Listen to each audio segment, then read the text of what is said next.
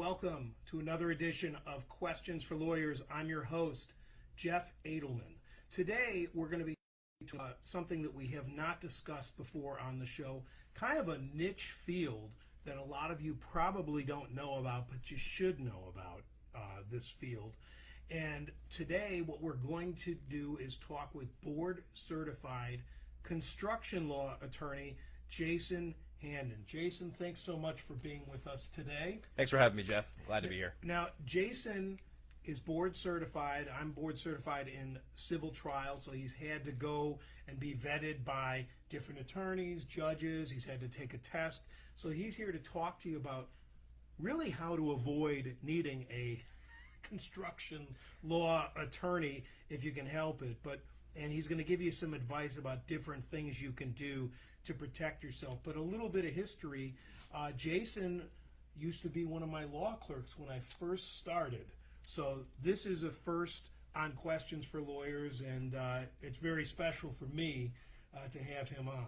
I'm glad to be back. It's been about 10 years, but you know I'm glad not to be your clerk anymore, to move past that a little bit. No, you've moved far past that. I mean, you're really carved out a niche for yourself in this field, and your office is up in Palm Beach County, but I know that you handle cases throughout the Tri-County area. All over the place and all over the state as well.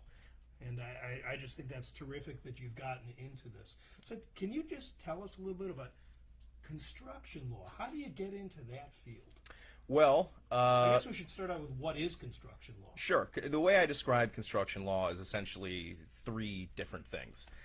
When there's a payment issue on a construction project, when there's a quality of workmanship issue on a construction project, when something's not built right or designed right, and the third one is less common, when there's a licensing issue or a disciplinary issue where a contractor or a design professional doesn't have all their paperwork in order and needs to do something with some administrative board or entity to get their paperwork in order.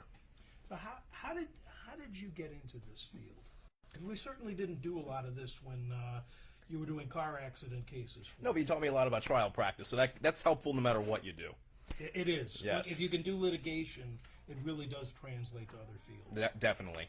So when I was in law school, like many other law students, I didn't really know what I wanted to practice. I tried out personal injury, of course. I tried out family law. I tried out criminal defense. And I ultimately decided that I enjoyed litigation, but I wanted to do something that involved the development of the community.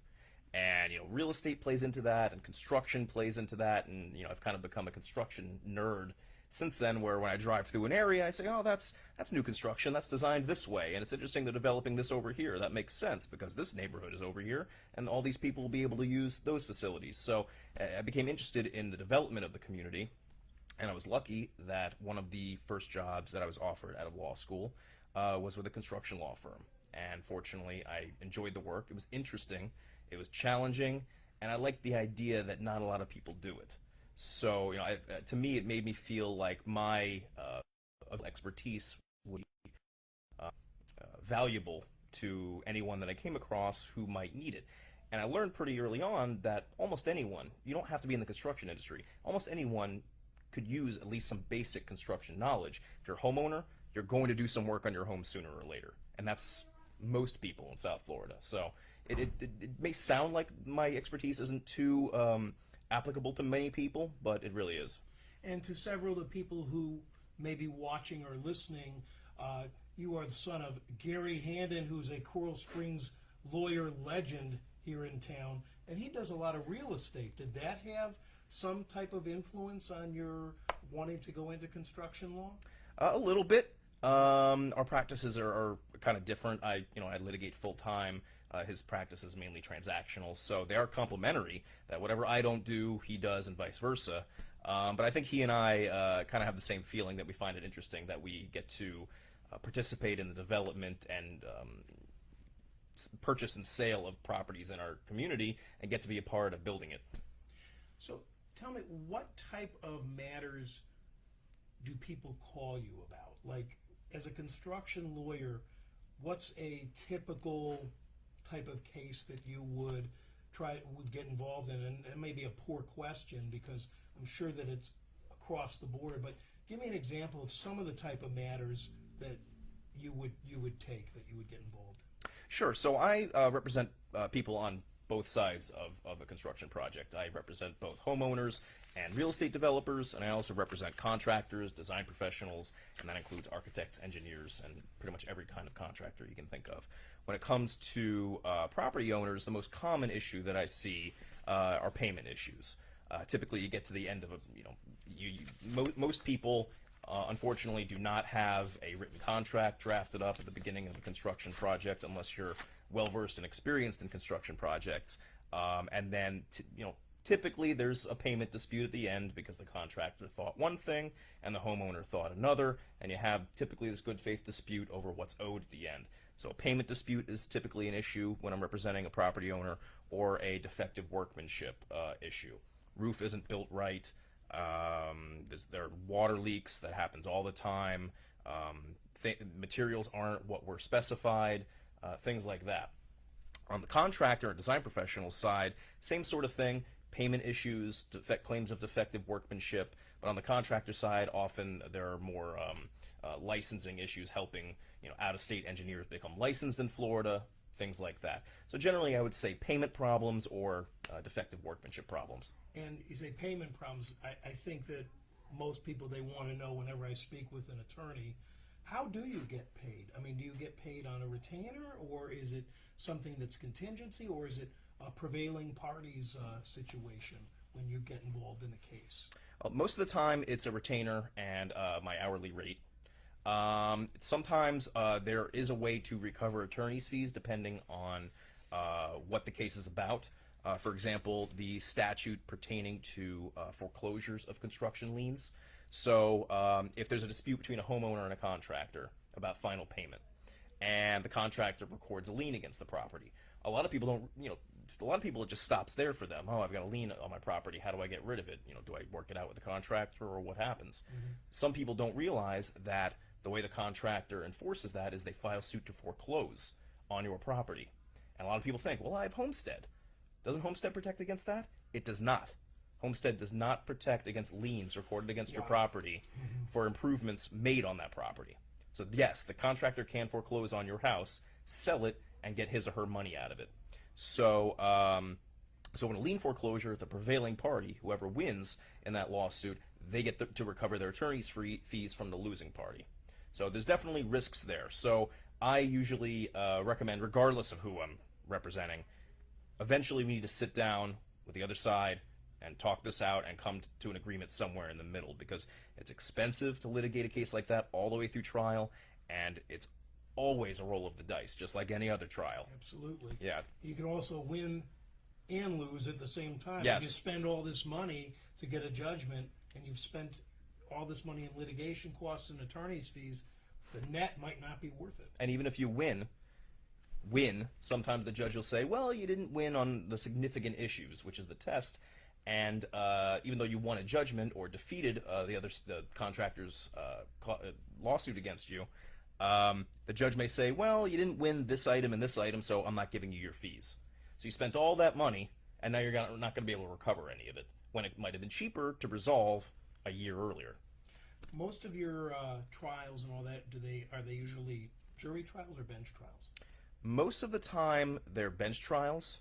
I try to have my cases be bench trials because construction law is kind of complicated. Sure. The statutes are very, it's almost like the statutes over time, instead of rebuilding the statutes over time, the legislature has sort of just put Band-Aids on it. So now it's this Franken statute that is kind of difficult to understand. And the cases aren't always dramatic, like a personal injury case can be, or a criminal case can be.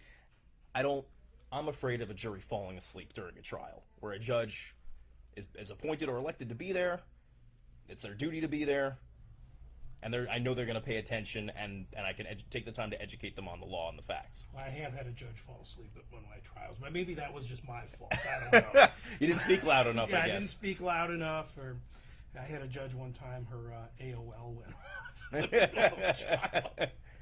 So I was a little embarrassed for her, but a little upset nonetheless. But in any event, The reason why I wanted you to come and speak with us today is, look, I have a situation where I would love to have my kitchen redone. I don't know who to hire, and it's scary because you hear so many nightmares situations about people hiring contractors and they go off. I mean, just the other day, I had these two guys show up at my door, and they said to me, they said, look, we're going to do your kitchen for you. The names were Otis and Tucker, and they said that you should hire us. We're really good.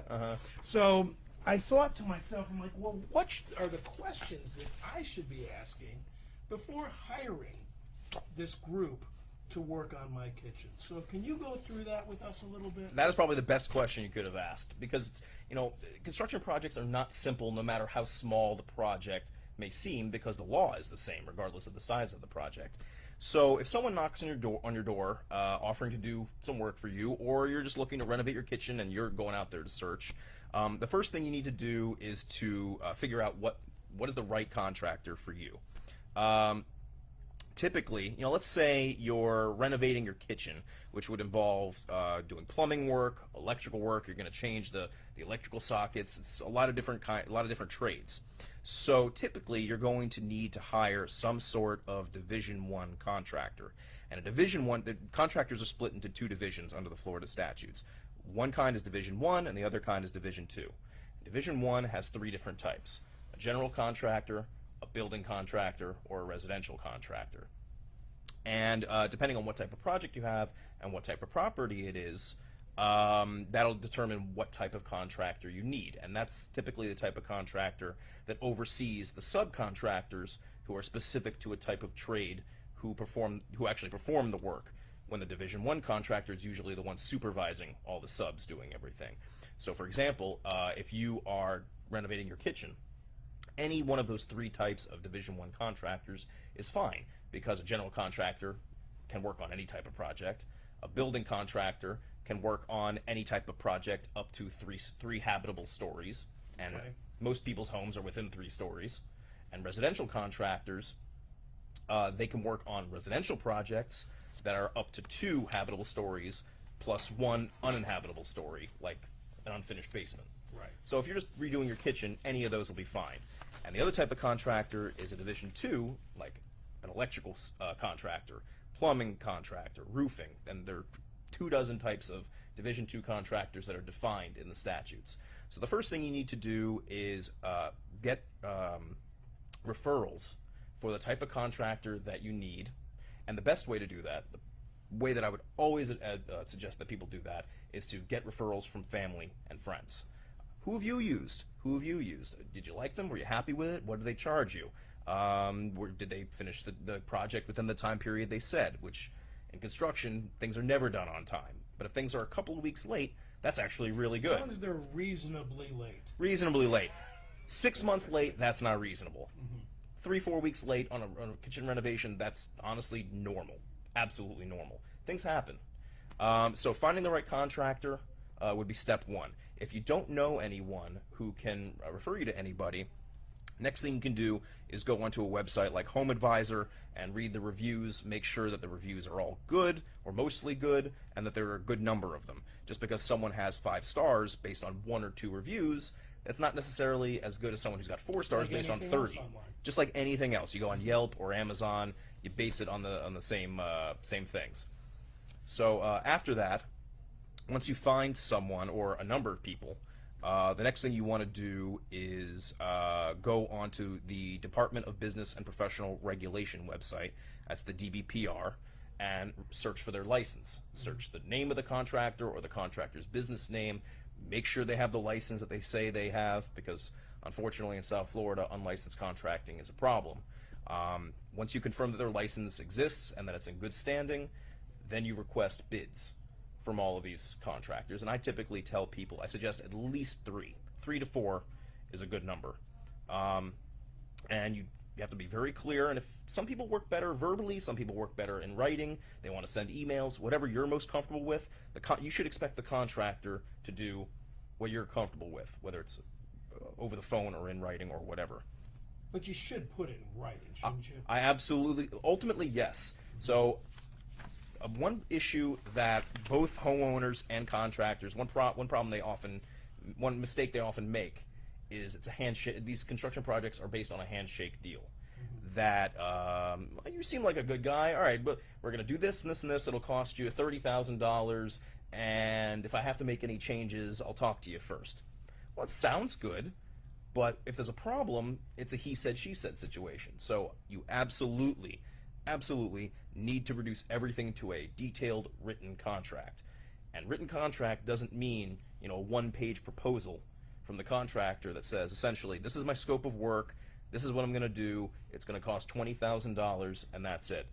A detailed contract is important, and I highly suggest, whether it's me or someone else, that if you're planning on undertaking a 5 or 6 figure or larger construction project, that you consult with a construction attorney first, because there are things that they would know that even some contractors don't even know about the law.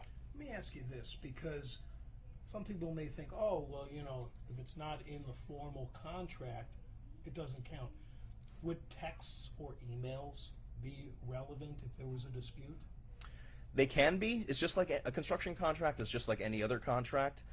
Contracts often have what some people call a merger clause, which basically says that whatever is agreed to between the homeowner and the contractor is what's in the contract, the written contract itself, and any other discussions, subsequent texts, anything like that are not part of the agreement. Whatever's in the contract itself, that's it. So if that's going to be included in your construction contract, you need to make sure that the contract itself has everything, not only everything that needs to be in there, but also has a provision saying if there's a change, what the process is for making a change.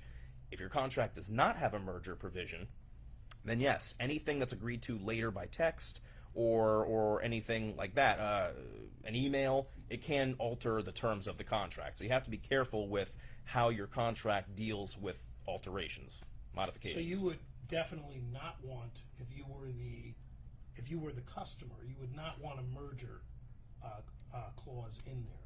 You'd want to be able to, hey, I want you to paint this room this color, and have somebody respond, okay. You'd want to be able to include that. There's nothing wrong with that. I just tell people, even if you discuss it over the phone, make sure you memorialize it in writing afterwards. Send a text, make sure they respond to the text. Send an email, make sure they respond to the email. That way you have a paper trail of what was agreed to and what wasn't. Because sometimes you'll have, a $50,000 contract, and there's a discussion about, well, I want to completely do my HVAC system, that's air conditioning. That can cost an additional $20,000. But the homeowner didn't necessarily agree to it or was never given a bid for it. And then before you know it, the contractor bills them for $40,000 when the whole time the homeowner thought it was $20,000. And then there's a dispute about whether or not the homeowner agreed to it in the first place after the work is now done. That happens a lot. So having a paper trail is very, very important when it comes to your negotiations, your agreement, and any subsequent changes. I'm sure somebody out there is probably thinking, okay, I want to get this work done, but if I get an attorney involved, it's going to delay it by another month or anything like that. How long does it take to put together a construction contract, say, for a residential home? Well, if you're working, Let's say like a kitchen remodel or a bathroom remodel, like just so people understand that it's not going to take another month to get this done. Absolutely not. If you consult with an attorney who's experienced in construction matters, for most scenarios, they will have form contracts ready to go that they can alter for your particular project. It's not going to take an additional month. The only time that I've seen that it could cause a delay is if the contractor or the homeowner, depending on what side you're on, doesn't want to negotiate at all. Then you have to ask yourself, someone who's not willing to negotiate at all, is that someone I want to do business with? But as far as getting a full and complete written contract together, I've done it many times on the homeowner side and the contractor side.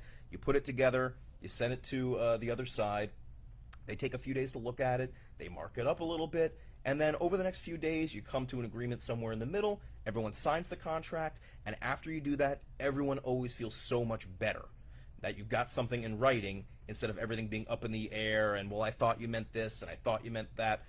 When it's in writing and very clean, okay, it might take an extra week to do that, but you have to consider that week and the little bit of money that you might be spending on an attorney as an investment. as a proactive investment, because you could spend a little bit of money now on an attorney as an investment, or you could have a problem and potentially spend a lot more on an attorney later to try to fix the situation. Like we were talking about before. Right. So what are the essential items that must be in a contract for, say, a project in your home?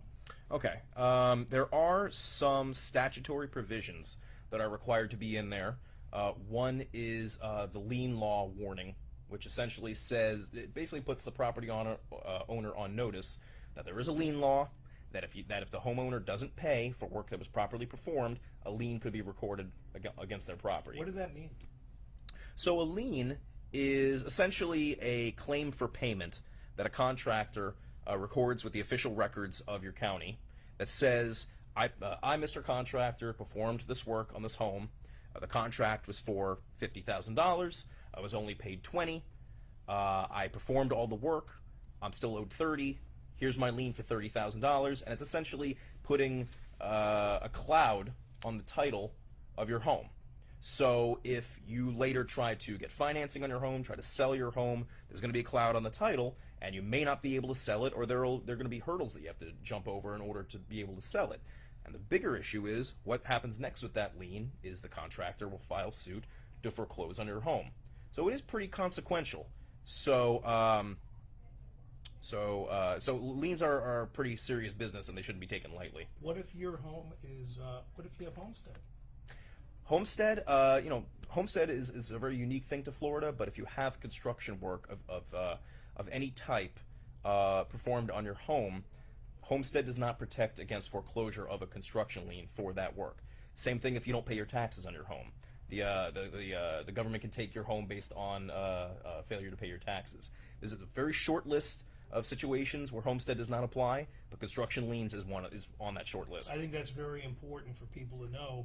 You don't pay your contractor, they can actually force the sale of your home. Yes. I mean, that's about as consequential as it gets, so it's why it's so important to have a good contract to make sure everybody knows what's expected of them. So we mentioned liens being essential. The lien in the warning. contract. Right. The lien warning. There's also, in residential contracts, there's also something called the Construction Recovery Fund, where the state of Florida has created this fund where if there's a dispute between a homeowner and a contractor, and the homeowner files suit and obtains a judgment against the contractor, if the contractor's insurance doesn't cover the claim, or the contractor goes out of business or doesn't or can't otherwise pay the judgment, there is a fund that the homeowner can go to try to recover some or all of the money that he or she obtained in that judgment.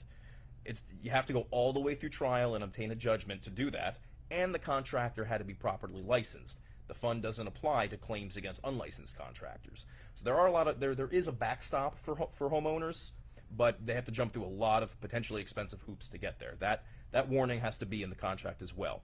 But generally speaking, the most important provisions in a construction contract are a clear explanation of what the contractor's scope of work is going to be, that they're going to do the cabinets and the electrical and the plumbing and the flooring, and these are the materials that you're going to choose, and this is how much it's going to cost. That is very important. The price of the contract is very important. Of course. Generally speaking, there are two types of construction contracts when it comes to price. One is called cost plus, another one is called fixed price. Cost plus is the most common, especially when it comes to renovation projects. That's exactly what it sounds like. The contractor says, all right, the work that you want, my costs will be $50,000. That's for materials, labor, permit fees, impact fees, whatever. Those are my costs. I'm not making $1 on that. That's money out the door.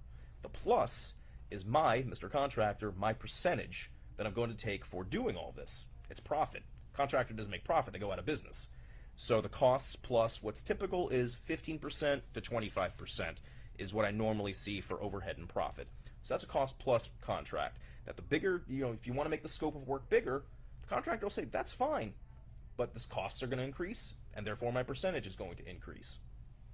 Making sure something in the contract, that there's something in the contract about how to authorize what's called change orders, changing the scope of work, adding to it, subtracting to it, making sure there's a very clear process for that in the contract is very important. like the HVAC, the air conditioning example I used before, where the homeowner thought it was $20,000, but the contractor came back later and said it was $40,000. Now you've got a problem. So that's important. Price is important. The other type of contract when it comes to price is called fixed price, which has nothing to do with the costs. The contractor looks at the scope of work. Contractor says, this is going to cost $50,000 flat. How much my costs are, what my markup is, I'm not disclosing that. This is what it is, that if there's going to be a change to the contract, then we'll calculate that later. But I usually recommend to people to do a cost plus contract because of transparency. It's better for everybody. It's very clear from the very beginning what the contract's costs will be, and the only thing really that's going to change down the road if the scope changes is how much will the costs be? How much will the ductwork cost if you change the air conditioning? Because you already know what the contractor's markup is going to be on that, whatever the percentage was. How to deal with changes, price, scope of work, disclosure of insurance. I was going to ask you about that. Disclosure of insurance is very important. So it's important to explain what insurance typically covers and what it doesn't. In the construction context, generally speaking, insurance covers damage caused by construction work. If you hire a plumbing contractor, and they're working on a pipe, and they accidentally break the pipe and it floods your house, the damage caused by the flood normally not only should be covered by your own insurance, but you're not obligated to go through your insurance. Should be covered by the plumber's insurance, which is where I would recommend a homeowner go first. Insurance, however, does not typically cover defective workmanship. So, for example, if you have a roofing contractor building you a new roof, and the roof isn't built right, or there are tiles missing, or the roof trusses aren't built quite right, but there's no resulting damage, there's no leak, it's watertight, but it's just not built correctly. Defective workmanship is not covered by insurance. So not only do you need to make sure that you get the insurance information from the contractor when you're contracting with them, you need to make sure that they've got a reputation and that they're established in the community, as opposed to, for example, a one-man show driving around in a van and he works out of his van. If he performs construction work and it's defective, you might have a problem recovering from him because chances are he's doesn't have a whole lot to So those collect. Guys I showed you before knocking on your door. I would not suggest that. I would suggest doing your own research first. You should at least hire a contractor that wears pants. That wears pants and has insurance. Those are probably the two biggest priorities, pants and insurance. I can't think of anything more important than pants and insurance. I mean, these are kind of like words to live by in any industry, really. I would agree with that. I know. But when it comes to insurance, normally what contractors can provide is what's called a certificate of insurance, or an accord form, ACORD. And it usually says who their insurance companies are, the policy numbers, and the policy limits. That way, if something happens, you have the information. You don't have to say, hey, contractor, I want to make a claim through your insurance company. You did this. Help me. You don't have to wait for that. You can do it directly and handle it on your own. You know, we hear the stories all the time about, oh, this so-and-so is going to do it for this price. It's so cheap, you should use them. And people know that the guy's unlicensed. Mm-hmm. Why is that a bad idea? Well, it's a bad idea for two reasons. And one side reason is you never want, with construction, you get what you pay for. 100% of the time, you get what you pay for. If you're paying for the cheapest construction possible, it's because the materials are cheap, the labor is cheap, so you may have laborers who don't necessarily know what they're doing. And if you have an unrealistically low bid from someone, chances are they're also probably unlicensed. Because if they're unlicensed, they're not paying for insurance, they don't have to pay insurance premiums, they're not paying for overhead, they probably don't have an office, they're not paying for a lot of things, and that should raise a red flag in your mind. But generally, hiring an unlicensed contractor is not a good idea for a variety of reasons. If something goes wrong, there's typically, there is recourse against an unlicensed contractor, but not one any homeowner is going to be happy with. You can report them to the state attorney's office or the sheriff's office, because unlicensed contracting is a crime in the state of Florida. You can report them to the licensing board, the Construction Industry Licensing Board in Tallahassee, or your local county licensing board, and they could discipline them, or the board can report them to the sheriff's office or state attorney's office. And you can also sue someone for unlicensed contracting. But it's better to find someone who's licensed and pay a little bit more than find someone who's unlicensed and pay dirt cheap and something likely is going to go wrong. Or, what happens a lot of the time, an unlicensed contractor doesn't have to report to anyone. Sometimes they'll take your money, do some of your work, and then disappear. And then you'll pay for it all over again. Yes, you will. You'll pay for it all over again. You won't be able to find them. You can't make a claim with the recovery fund because they're unlicensed. You can sue them, but good luck finding them and collecting. So there are certainly issues there, and the state of Florida takes unlicensed contracting very seriously, because if there's any damage caused by the negligence of an unlicensed contractor, any damage caused to your home, you can recover from the unlicensed contractor treble damages, which means triple damages, 3 times the actual damages that were caused to your home. That's how seriously the state of Florida takes it. The problem with that, though, is similar to an uninsured driver. If somebody doesn't have insurance, Florida is known as a safe haven for people who owe people money. Right. I always used to bring up, and I'm sure you remember about O.J. Simpson moving to Florida, and it wasn't because of the weather. It was because of the judgments. Homesteads, yeah, the judgments, yeah. So there's a lot of different reasons that even though those treble damages exist, you don't want to be in that situation at all. You don't, and I think it's important for anyone to know that in the end, a judgment is just as good as the paper it's printed on. That's really all it is. If someone doesn't have any assets or money or anything to execute the judgment against, it's not worth anything. And someone who's living their life as an unlicensed contractor probably doesn't care about having a judgment entered against them, because they'll just run off somewhere else and do it again. In Florida, that's a big thing, because again, you can't force somebody to sell their home, and if there's no insurance, you're kind of SOL. SOL, up the creek. So it's from both sides. For homeowners' perspectives, it's crucial that they do their due diligence. And I represent a lot of contractors and design professionals, so I almost find it as a personal affront when people continuously do this unlicensed contracting, because from my contractor clients, they're essentially stealing business from them. So it's offensive to everyone around, and unfortunately, it happens a lot.